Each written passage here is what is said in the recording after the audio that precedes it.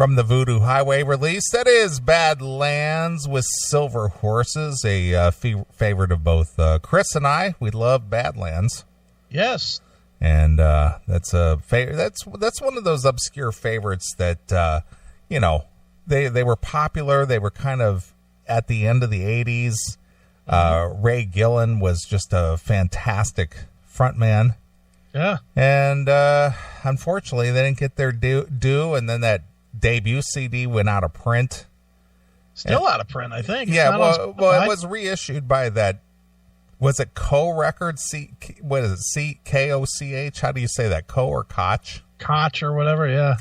They reissued it, and then it went out of print again.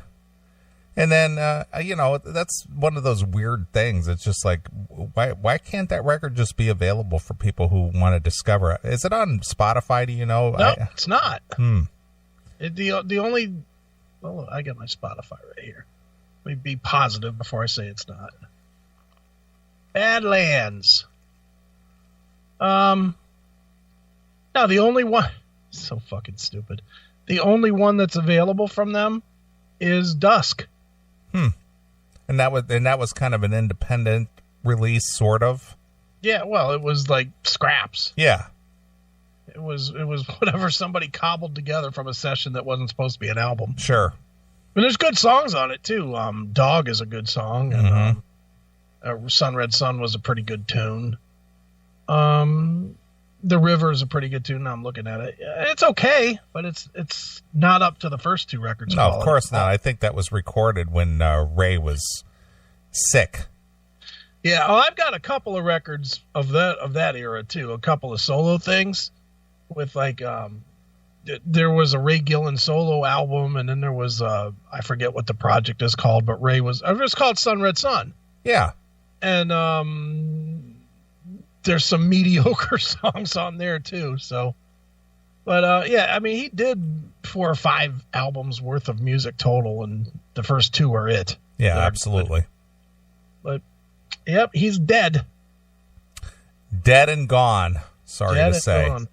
Well, so before the break there, we had discussed, the ASCAP problems and the fact that our good friend Corey's station from Uncontrolled Noise, he's going to pull the plug here in a couple of weeks, and that's just an end of an era. And, the answer that I'm looking for about the royalties and the fees that are paid, apparently you have the numbers now? I do. And it's going to require a little calculator here, so get your calculator opened up. All right, let me get the old calculator. All right. Let me get it here. I'm going to use the old iPhone calculator. All right. Ready? Go ahead. Corey says that he has to pay 5 licensing branches. Why? Because different music is licensed through different people. Okay, I thought there was 3, but I didn't know there were 5. There's ASCAP, BMI, CSAC, Sound Exchange, and SOCAN. Oh, I thought Sound Exchange was like a collection agency, not a licensing, but okay. I'll take your word for it. I'm taking Corey's word for it. All right, go ahead. Now, these are yearly numbers. These are yearly minimums. And what Corey emailed me, and I verified it by asking him the specific question, was Corey said that I'm going to read you these numbers, and you have to multiply them by 3. Okay. Because of the total listening hours that he has each month. Okay. So these are yearly numbers, and I'm going to give you the numbers, and then you multiply them times 3, and then you can figure out what we got. Gotcha. So for ASCAP for a year, it would normally be $250. That's all?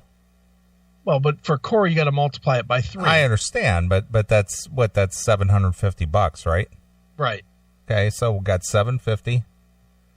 For BMI, it's $360 a year.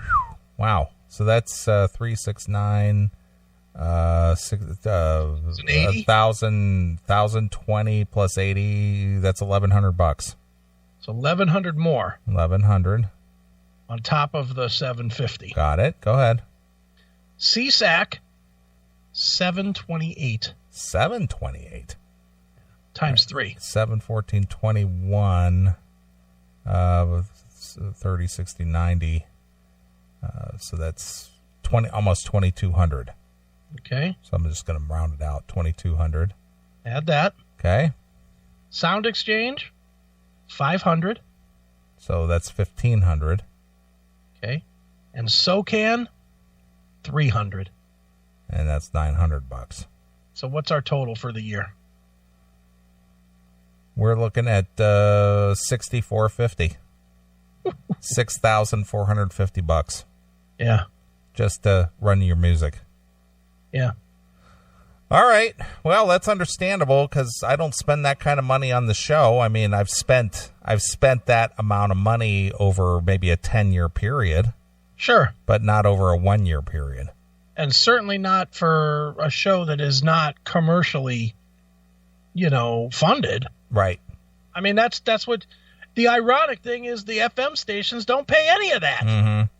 How is that fucking right? Yeah. I don't understand what makes streaming so different than fucking commercial radio. I gotcha. I would love for some fucking cocksucker at any one of these organizations to explain that. Sure. What makes streaming different? Yeah. So $6,500 a year to keep an uncontrolled noise legal. Yeah. And that's just the legal.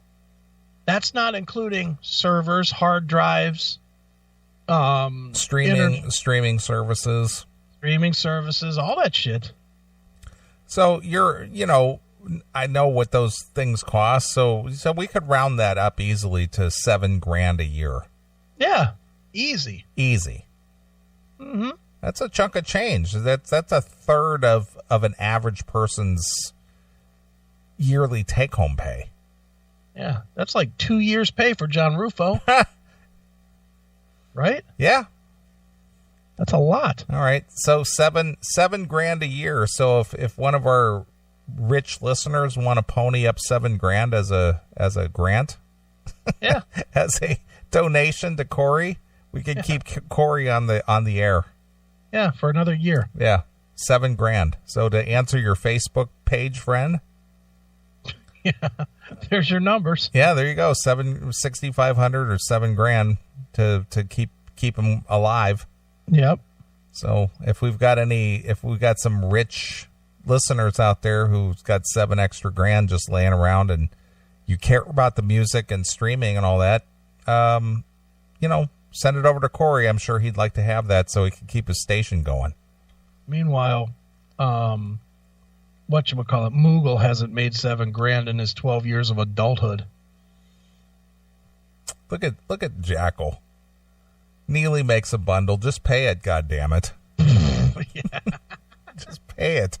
Well, you do make a lot now. Yeah, well, that would be about a month commission. Yeah. So I guess I could work a free month just so Corey could have a show or have a station. Have a station so we can play 12 songs a week. Right. Well, I'm doing it for everybody. Yeah, well, you're quite the guy. I'm doing it for everybody. I'm doing it for Rob. I'm doing it for Kendall. I'm doing it for Red and Jerry. Doing it for us. You're quite the giver. Yeah, I am a giving guy. Apparently, if you're going to do that, you're insane. $7,000, sure. Fuck that. Here's your fucking new music by some band from fucking someone's garage. Fuck you. Yeah, exactly. $7,000. Fuck no. No. So that is the reason why an independent broadcaster like Corey, who's got a family and does this for the sheer love of it, can't afford to just, shit out $7,000 a year to have a station. Yeah, I mean that's a lot. That is a lot. For what? And I can't imagine. I mean, how much you think he makes back in a year? Well, I don't know what kind of advertising he does. Does he do audio commercials, or does he do just like ads on his website, or what? I think he tries to bounce in and out of advertising on the station, but I can't say that I've ever consciously heard any. Okay. So I don't know. I don't know, but fuck that. I mean, I know what these advertisers pay for internet commercials. And believe me, you'd have to do about 6 billion of them to get $7,000. Sure. I mean, we did that drum thing for a week for $8. That's what that payout was. $8 Yeah. And that played on every time anybody went to Spreaker. For $8. Yeah, nice. So, yeah, I don't see it as a viable thing. And I hate to say this, but I'm going to be honest with you. Yeah. I've got that little podcast app on my phone that comes with iTunes, or not iTunes. Sure. I mean, with the iPhone. Mm-hmm. And I listen to that specifically so I don't have to go to Spreaker and listen to the pre-roll. Oh yeah, I don't doubt that. Because I don't want to hear a 30 or second or 1 minute commercial before I start hearing the podcast. Yeah. Don't want to listen to it. I download the podcasts. I have my phone set that every night it just looks out there at 3 a.m. and pulls down whatever new we have. Right. And I just go to my phone at whatever time, and all the new shit's already there. Sure. I don't even look. Right. Just there. Hail and Kill caller, you're on the air. Hey, Neely, it's Aora Rocks. Hey, what's up? Hey, not much. I just wanted to give you all a quick call. First of all, I wanted to thank everybody for all the support that they gave me through my stroke and through my heart attack I had a few weeks ago. Well, how are you today? I'm getting better. During this whole time, I beat full-blown diabetes. I went from an A1C of 12.7 to 5.3. I've dropped 58 pounds. So I'm actually getting better as it goes. It's just taken me a long time to get healthy and strong, but I'm, working as hard as I can to get there. Good. Well, I'm going to ask you a very, very difficult question here, AOR. You've been a fan of the show for a lot of years, and you obviously you've had your difficulties and your struggles, and you're telling me about all the achievements that you made in your health since your stroke and heart attack and dropping weight and becoming diabetic free. Are you kicking yourself at all, saying, why didn't I do this earlier before I encountered these problems? Yeah, I really am. And also, my plan was for this year, I was already making plans that this year was going to be the year I was going to start getting in shape. So in February, just before February the 1st, I'd already dropped 12 pounds, and I started changing my carbs and my sodium intakes, and just working, trying to get somewhat back in shape. But since this happened, I've been working even 3 times harder, even though I'm more immobile right now. Right. And I'm trying to get back where I can, drive myself around and, get to the other health places I need to get to and get further medical treatment and get over this and get back to normal. Sure. But, another reason why I wanted to call in tonight is, for many years I've gotten a lot of support since I started doing the streaming after you guys. And, like Chris was saying earlier, Corey was feeling kind of down and like he let us down and everything. And he hasn't done anything but, encouraged us. And, I'd like to thank you. I'd like to thank Kendall. I'd like to thank Chris. And I'd like to thank Corey for allowing me the chance to stream, Because also, like you, I enjoy doing this, and I love having the people just join in and love listening to tunes and playing some music that nobody else is playing anymore and playing bands that nobody even heard of. Right. And, I just think it's crazy, like we were talking about with the royalties. And, it's obviously crazy, and I just want to know, why can't we get the bands to look in on this and speak back on our behalf to the companies and saying, look, these nonprofit broadcasters are actually what's helping us sell our iTunes and our downloads and advertising our shows because we're their lifeline. Well, I actually did that back in 2008. I had KK Downing of Judas Priest on the show, and right, I remember that. Yeah, we discussed that during the interview, and it made a lot of headlines at the time. But I don't think, unless a lot of bands get on board, and they kind of join together. I don't, again, and I know it's not impossible, but I just don't think these guys have enough solidarity to step up to the plate and say, yeah, let's make this viable for streaming services or small radio stations or outlets to do this. Because again, I don't understand the business enough to make a comment on it to know how lucrative it is or whether it's beneficial or if the benefits outweigh the negatives. I really don't know the answer, to be honest with you. But yeah, that would be the ideal situation if we had, brand name artists step up to the plate and say, yeah, I would support an independent broadcaster like an Uncontrolled Noise to play my music and not get dinged for it. But I don't think that's going to happen, unfortunately.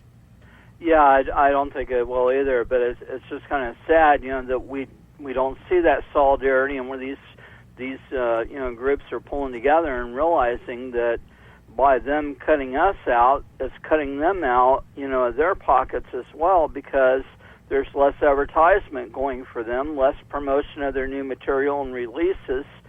And again, unless if you're paying to a subscribed system, you're not going to really know anything. Right. Well, there's always Eddie Trunk. Well, I guess that's one step better, I guess, than a sharp stick in the eye. Right, exactly. But anyways, I again wanted to thank you guys. Chris, I wanted to thank you for the commercial you made while I was in the hospital, as well as Kendall. And again, for Corey, behind him all the way, hopefully something can happen. We can get beyond this down the road. And in the meantime, he's not, I don't think he's let anybody down at all. It's just a victim of circumstance situation that we're all in. And, we're family, and, that's the other reason why I wanted to call in. I just wanted to say thank you to everybody. All right, very cool. And also thank you again for letting me use your chat room, as well when I do my stuff. And, you guys don't have to do that, but you do it out of the kindness of your heart. Hey, Chris, did you prepare that bill for AOR for using our chat room off hours? I told Corey to bill him so he could pay for another month. Right. I guess I'll buy a bottle of 7 if that'll help give you a kickback on the sale. Nice. But anyways, guys, I just wanted to say, thanks again for everything, and thank the whole CMS family, the listeners, the chat room family, and hopefully in another 10 years we'll be talking about this like, it's just a bad time we went through and we got through it. Well, Chris doesn't plan to be around in 10 years, so, you might as well make it 5. You might want to shorten that up a little. Well, if you had the hospital bills I did, you'd probably be wanting to say maybe 2. Well, you know what, brother? I've done 4.2 million in my day, so keep them coming. I'm sure you haven't caught me yet. No, I'm getting close to the mil mark, though. It's definitely gotten close to that with the stroke and the heart attack. But my burn heart stuff attack was issue was already over $250,000. So my burn stuff was 4.2 when all was said and done. Yeah, well, I sent you a picture when I got burnt back in the day when I had a radiator explode on me. Back then. Oh, why are you bringing up that pussy stuff? Chris took steel and metal in his face. You're talking about a radiator? Jesus Christ! I mean, a child could take that. In it, and it wasn't doing any freezing. I'll tell you that. Oh well, that's child's play versus molten metal, man. Your story just isn't even a blip. It isn't even a blip on the radar, AOR. Jesus Christ! Why would you bring that up? Yeah, hey, we're Burn Brothers, I guess. Burn Brothers. That's the name of Chris's next book. It's called Burn Brothers. I just want to say I love everybody. And thanks for all the support and everything. All right, AOR. I got through a lot of nights without you guys. All right, well, stay well, my friend. All right, Helen Kill, and we'll talk to you later. There's a guy who's been a fan of the show for all these years, and he ends his call with a talk to you later. Well, Good. Hey, at least he's still talking. Right, exactly. There wasn't assurances of that just a few months ago. So that is true. Good on him. But yeah,